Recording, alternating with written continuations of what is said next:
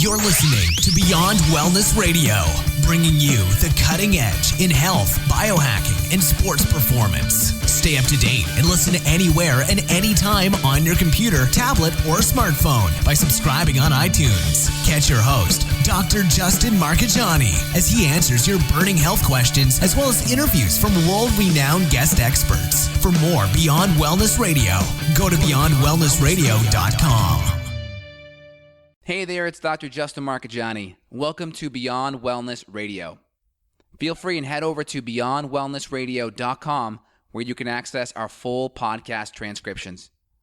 While you're there, you can also sign up for our thyroid and female hormone video series. This series goes into the root cause of why your hormones are out of balance.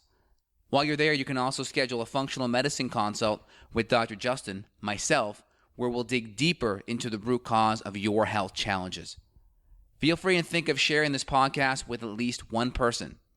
This podcast grows by people sharing it. Sharing is caring. If you can think of one person that can benefit from this information, please feel free and share it. If you're enjoying the podcast, make sure you subscribe on iTunes.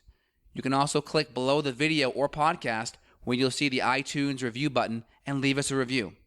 You can also sign up for the newsletter at beyondwellnessradio.com where you'll get updates before anyone else. Thank you so much and enjoy the show. Hey there, it's Dr. Justin Marchegiani. We are live. Evan, how are we doing today? Hey man, I'm doing good. Happy Monday to you. Very good. Happy Monday to you as well. Well, we talked about today, we're going to be chatting about H. pylori and H. pylori infection. This is a topic that we see weekly in our office with patients coming in with gut issues or poor digestion, and even patients that don't even have gut or digestive issues that have just strictly mood and energy issues. H. pylori is anywhere between 20 to 50% of the population could have this infection, and I see it a lot in my clinic. Yeah, I would rate this as one of the top 5 roadblocks to achieving optimal health. You know, you and I will zoom in and focus on maybe smaller, more nuanced topics, but to me, this is like one of the biggest roadblocks there is, mainly because of the mechanism that H. pylori is doing on the body, which is reducing your ability to produce stomach acid. 100%. So H. pylori is a bacterial infection.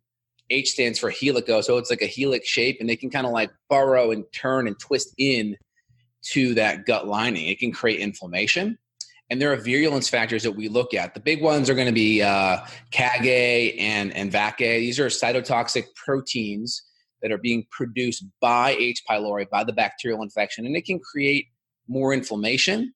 It's a good sign that the H. pylori is stronger, right? It's a big player. It's going to be creating a lot more problems. I do see patients still have issues that don't have these virulence factors, but if we see them, it's a good idea that we want to clear them out by knocking out the infection. And for me, it just kind of like puts the infection at a higher level in priority in the treatment protocol.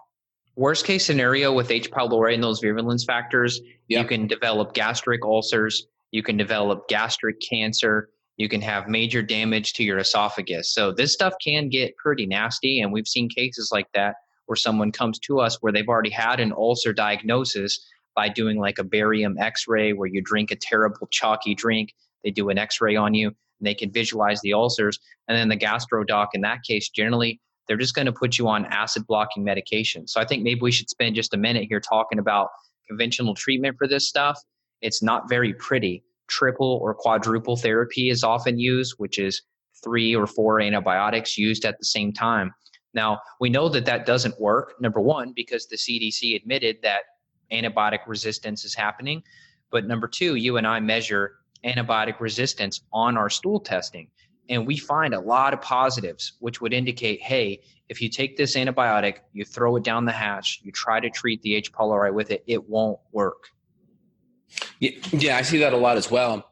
I also see a lot of the antibiotic resistance even clear after herbal treatments. Do you see that at all? I do too, and I've always been interested in that. And people ask me, and I don't ever have a good answer of why. Yeah, I'll have to call the lab about that and figure out why that is. But I think I know the answer. Yeah. So if we clear the H. pylori, maybe they can't test the resistance of the antibiotic towards it because the actual bacteria that showed positive was too low.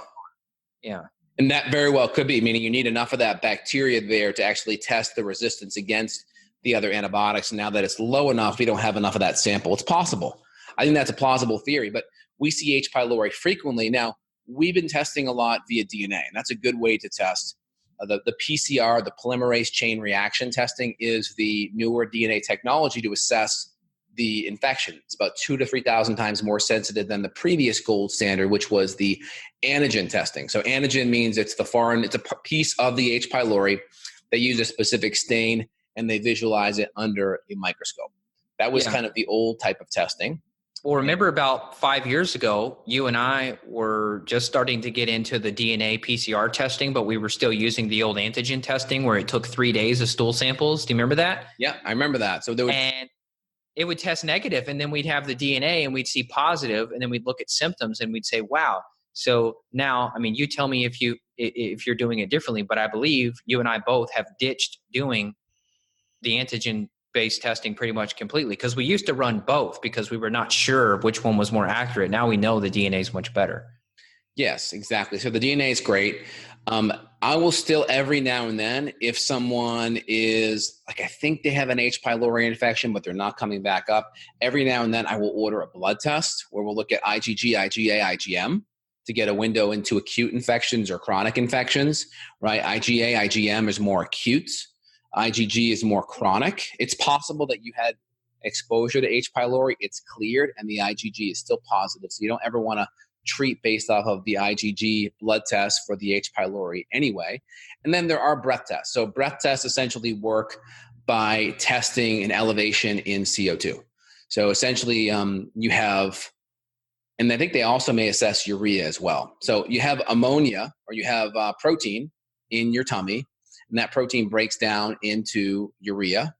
And when you have the urease that's elevated from H. pylori, that urease can cause that urea to break down into ammonia and CO2. And so you're getting a lot of that CO2 that's coming back positive as a indirect indication that H. pylori is active in the gut. So it's that increase in CO2 that's giving you that indirect measurement that H. pylori is there. Yeah. So one of the questions that we get from people is, well, hey, I tested positive on this stool test. Now you gave me this herbal protocol to address this infection. Can we just do a breath test because it's cheaper, or my doctor is going to run the breath test for me? Can't we just do that to prove that we got rid of it? Right. So typically you always want to compare apples to apples. So if we ran, let's say, a genetic stool test and we came back with H. pylori, we'd always want to compare apples to apples. We want to compare it to the other test to assess the veracity. So if you came back with the GI map positive, we want to retest on the GI map. Now, you could throw in the breath on top of it if you want to, but I wouldn't try to replace breath or blood. I wouldn't try to use those to replace a stool panel. We still find the stool is most accurate. And also too, when you're looking at somebody's gut, it's very rare to see H. pylori by itself. Why don't we discuss that? I mean, if we look at right now, it's on page 2 of the stool test. That's where we see all these H. pylori markers. We'll look at the beneficial bacteria, which are often low, but that's not all. I mean, usually there's a handful of other things like candida overgrowth that happens as kind of I would consider maybe a secondary issue that happened due to the primary H. pylori infection. Oh, totally. 100%. So just kind of looking at the breath test, they are assessing urea. But the big thing that does come up is carbon dioxide does come as a byproduct. So just to be clear, they are looking at a lot of the urea, and that's a lot of the protein breakdown because H. pylori does have that enzyme urease. So just kind of giving you an update of kind of what that breath test is looking at. So we have our genetic stool test that we like, and that can also assess and look at the virulence factors, and they can also look at the antibiotic resistance. Okay, the big antibiotics are typically going to be a combination of triple or quadruple therapy. Usually it's going to be clarithromycin, amoxicillin, Prilosec or a PPI, and or bismuth. And sometimes they'll throw in tetracycline or doxycycline to pull those other antibiotics out. So that's kind of the general triple/quadruple therapy. And then on the herbs, we may use other things like berberines or golden seal or clove or mastic gum, or higher dose oil of oregano, or even probiotic species can be very helpful at knocking down H. pylori. So there's a lot of things that we may use to help knock down that H. pylori. I want to talk more about like co-infections that come with this. Yeah. So bacterial overgrowth, we'll talk about gut inflammation, permeation of the gut barrier. But first, why don't we talk about symptoms? Because people may be hearing H. pylori and all this talk, and they're like, okay, well, how the heck do you know besides testing that you have it? You mentioned some people may not show many symptoms at all, but they still have a very high level of it. But most people that come to us, they're symptomatic, right? They're not just reaching out just for fun. They're reaching out because they're symptomatic. So I would say weight loss or weight gain. In my case, I lost a bunch of weight with H. pylori. I just wasn't digesting my proteins very well. And so I lost muscle mass. I would say bloating, heartburn, gas, burping, bad breath is pretty common. Your breath gets bad because your food's rotting and putrefying in the gut. Your nails, my nails developed vertical ridges. Like my nails became more weak and had ridges because of my malabsorption. What else would you say symptom-wise? Can you talk a little closer to the mic? Yes. So your audio right did the there. same thing. Your audio did the same thing. It sounded like you were really far away, but you weren't. I think Zoom was doing something. Okay. All right. Got it. We'll just keep it really close then. Perfect. All right. So in general, so the low-hanging fruit with H. pylori is going to be getting enough stomach acid.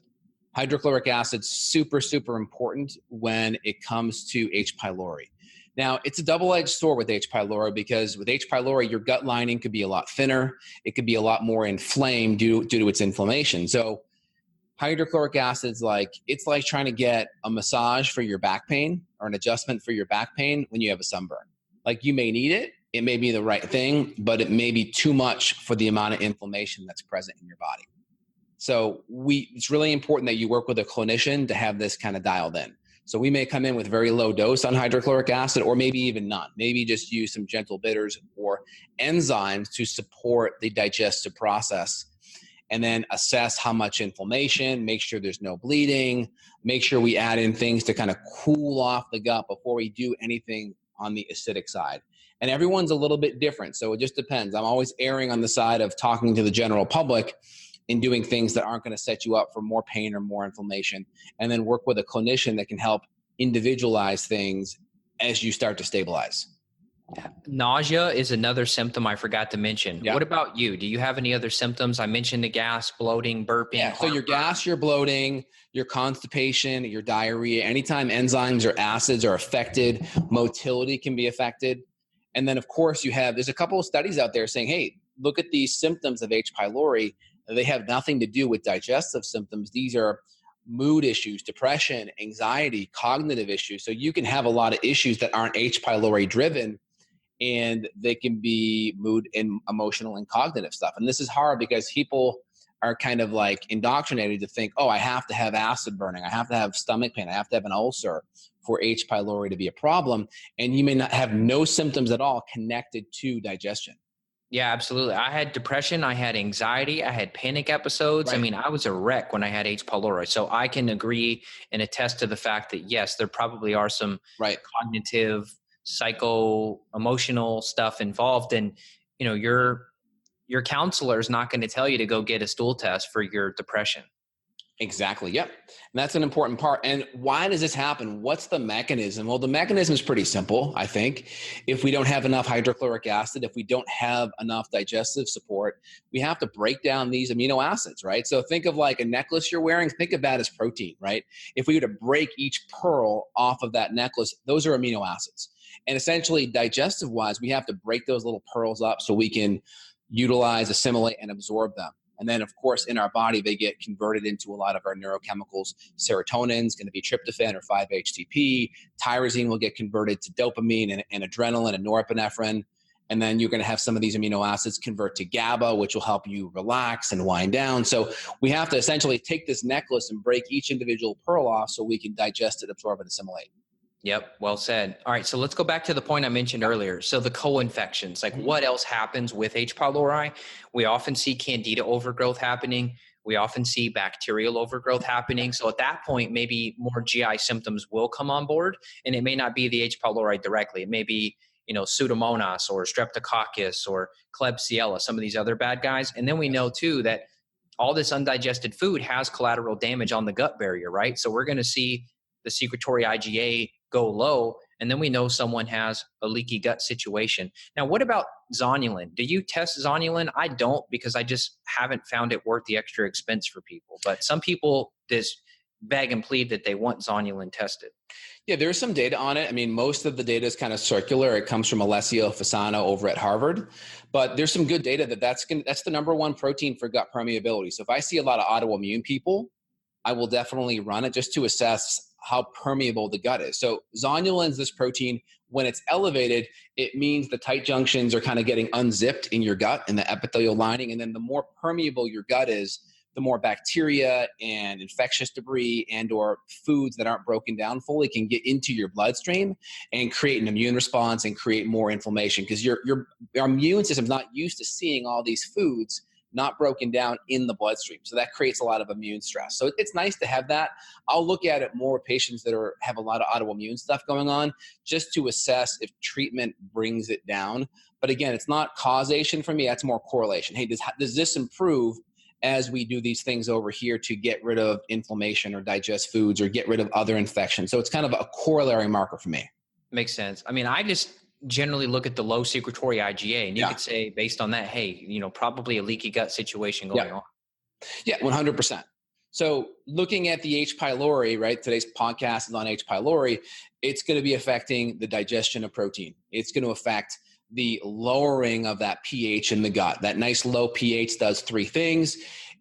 One, it makes it harder for bacteria to grow. Think of nice low pH as like bleach on a dirty picnic table. It kind of cleans things up and sterilizes things. Bacteria hates acidic environments to grow. It likes actually alkaline environments.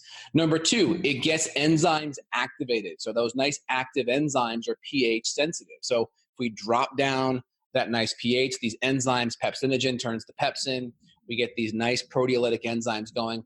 And then all that food that's all kind of mushed up, that's called chyme. All right. That gets emptied into the small intestine, and that nice low pH triggers a whole bunch of bicarbonate from the pancreas, a whole bunch of enzymes, proteolytic enzymes, lipolytic enzymes. That means protein and fat digesting enzymes.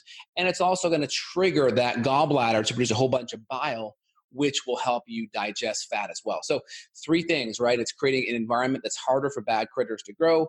It's activating enzymes, right? And it's activating a lot of our proteolytic portions, and as well as getting the pancreas and the gallbladder involved. So really important.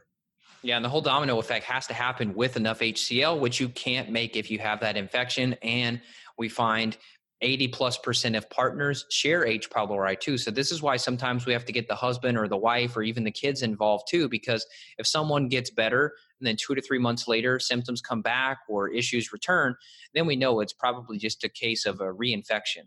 Yeah, it's really important to make sure infections are not being passed around in the house, because you can treat the wife and then next month that infection can reoccur because the husband's passing it back and forth. So you really want to make sure that you are on top of that to prevent that hot potatoing effect back and forth. And we talked about earlier, infections can easily be passed from the kids to the parents as well. I mean, these infections don't have to be passed in a sexual manner. Just sharing a cup or sharing silverware could be enough to reinfect someone. Again, some of these infections, like a lot of parasites, are more fecal oral, so there may be more intimacy there unless someone's just not washing their hands. But with kids and H. pylori, saliva is enough. So sharing that silverware cups could be enough to pass that back and forth. So you really want to keep an eye on that. And again, these infections will weaken your immune system. So as your immune system gets weaker, then now that's opened you up to other types of infection like blasto or giardia or other types of bacterial or parasitic infections. So as that immune system becomes compromised, it opens the gates. It's kind of like leaving the door, your front door unlocked, so to speak, and anyone can just walk in. So we really want to keep that in mind. Now, in general, we want a treatment plan that's going to look at the root cause. How do we come here? What levels of stressors were occurring that allowed our immune system to be compromised and then allowed the H. pylori to come in? And we also want to make sure that we're supporting the adrenals, because the adrenals are important in helping to regulate inflammation and to help support the immune system. If we just go after an infection and there's weak adrenals going on, reinfection may be a lot higher. And a lot of the other symptoms like the mood issues, the energy issues, and the cognitive issues, we may have a harder time recovering because a lot of those issues are from inflammation in the brain. And that chronic fight or flight response being activated. So if we can get the fight or flight response kind of curtailed and dampened, and we can have better energy just through healthier cortisol levels and keeping inflammation at bay, that can really make a huge difference in helping a full spectrum recovery occur. So today was a great podcast. If you guys want to head over to Evan's site, evanbrand.com, feel free and click over on some of his great content and information. He's available for consultation worldwide, and I am as well. So Dr. J at justinhealth.com. You can reach out, schedule a consult with me, and we can chat anywhere in the world. And if you guys have issues in regards to digestive issues, or maybe you have cognitive issues or mood issues or energy issues, and you want to know, is H. pylori part of that underlying root cause? This is something really important to cross off your list, along with other types of gut infections.